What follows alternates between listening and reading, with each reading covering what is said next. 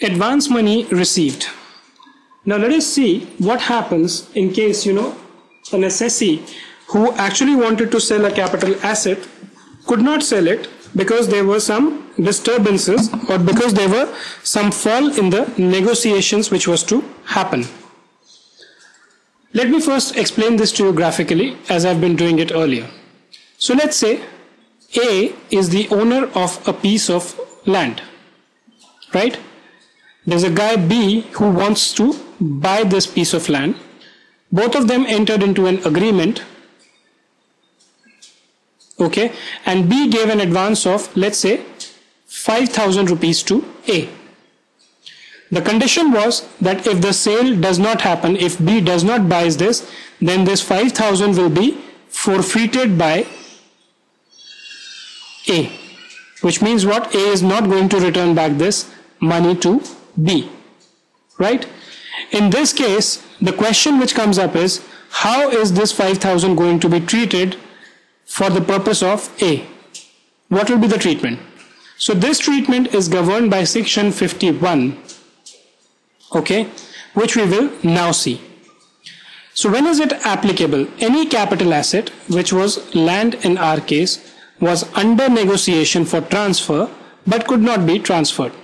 So A was in negotiation with B to negotiate a transfer of this piece of land, but it could not be transferred, okay? And assessee received. Who is the assessee in this case? A, because he's the seller, he's the one who's received money, and retained. He did not refund it back. He retained this money with him. Any advance or other money in respect of such negotiation. So he got this 5,000 and he kept it with himself. In this case, section 51 is applicable, right? What are the consequences? What are the applications of this? Money retained above shall be deducted from the cost or written down value or the fair market value of the asset in computing the cost of acquisition.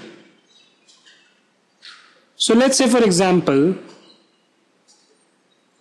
the cost, okay, let me just go back to the same thing here. In this case, let's say the cost of acquisition of this asset in the hand of A was 50,000. Okay. Instead of taxing this 5,000, what will happen is the cost of acquisition of A will now be treated as 50,000 minus 5,000 or 45,000.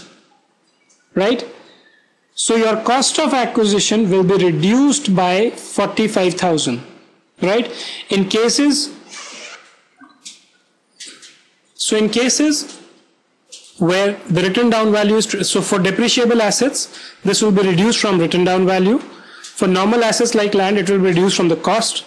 And in some cases, where the cost is treated as fair market value, in those cases, it will be reduced from the fair market value. Okay, so idea is basically instead of taxing him on the receipt of this money, this is reduced from the cost of acquisition. Wherever you have different cost of acquisition, you will consider it accordingly. Now the third thing is, what if the money retained exceeds the cost? Okay, so let's say in this case your cost is 50,000. Okay, let's say the money that you get is 5 lakh. Then what will happen? In that case, basically the deduction shall be to the extent of cost, written down value or fair market value as the case may be. So if your cost was 50,000, out of 5 lakh, this 50,000 will be reduced to nil, right?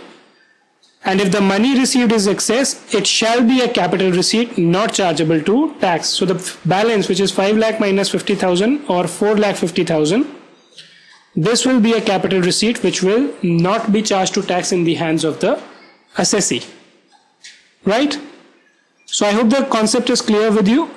You may try some questions, practical questions in whatever books you are using to understand this more deeply. And we'll also put in some more practical questions on this aspect.